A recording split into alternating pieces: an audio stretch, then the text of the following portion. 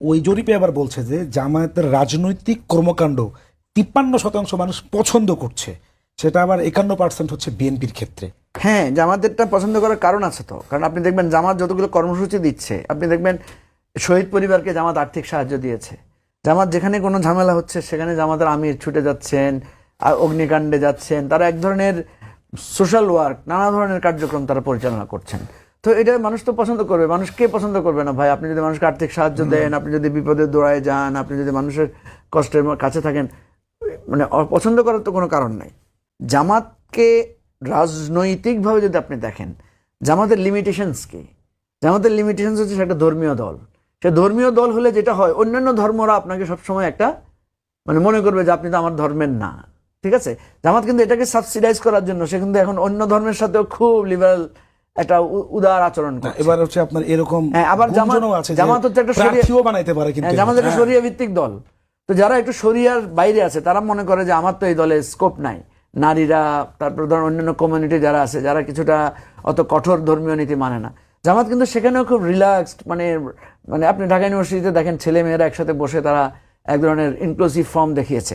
ফলে জামাত তার যেই জায়গাটা তাকে অপছন্দ করার কথা, সেই অপছন্দ জায়গাটাকে কিন্তু জামাত তার সাথে অ্যাকোমোডেট করার জন্য চেষ্টা করছে। এখন বিএনপির জায়গাটায় আসেন আপনার, বিএনপির প্রতি অপছন্দের কোন জায়গাটা মানুষের বেশি? মানুষ বিএনপিকে অপছন্দ করে কারা?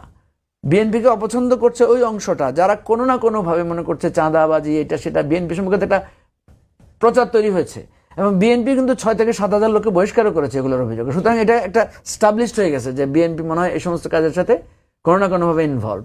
তারপরে ধরেন বিএনপিকে দেখা যাচ্ছে বিএনপি 7-8 জন প্রার্থী একসাথে মুভ করতেছে, জামাতের করতেছে মাত্র একজন। তো মানুষ তো দেখবে যে বিএনপিতে তো হিউজ কম্পিটিশন। এটা একদিকে ভালো, আবার অন্যদিকে মনে হবে যে ওদের তো অনেক কোন দল, কিন্তু জামাত তো অনেক সুসংগঠিত। সুতরাং এই কম্প্যারিজনে মানুষ পছন্দ করবে। আমি বহু লোককে দেখবেন জামাতকে পছন্দ করি, জামাতকে ভোট দিব না, এরকমও আছে। আবার কিছু লোক আছে যে বিএনপিকে অপছন্দ করে, এই জন্য আমি জামাতকে ভোট দেব। তো এই ধরনের ইলেকশনের নানা হিসাব, ইভেন এমন অনেক জায়গায় আপনি অদ্ভুত অদ্ভুত তথ্য পাবেন, ঠিক আছে? সেদিন আমি একটা ছোট ইন্টারভিউ দেখলাম, একটা লোককে জিজ্ঞেস করছে সে কাকে ভোট দিবে, সে বলে আমি জামাতকে ভোট দেবো। কিন্তু তাকে জিজ্ঞেস করছে জামাতের, সে জামাতের অনেক কিছুর সাথে তার দ্বিমত। সে বলছে না, আমি পছন্দ করি না, আমি এটা করি না। তো জামাতকে ভোট দিবেন কেন? আওয়ামী লীগকে দিছি, বিএনপিকে দিছি, এবার জামাতকে দিব। তাহলে ওর বিবেচনা হচ্ছে যে ঠিক আছে, আগে তো ওদেরকে দিছি, এবার একে দিই। মানে এক একজনের এক এক বিবেচনা কাজ করতেছে, পছন্দ না করলেও ভোট দিচ্ছে।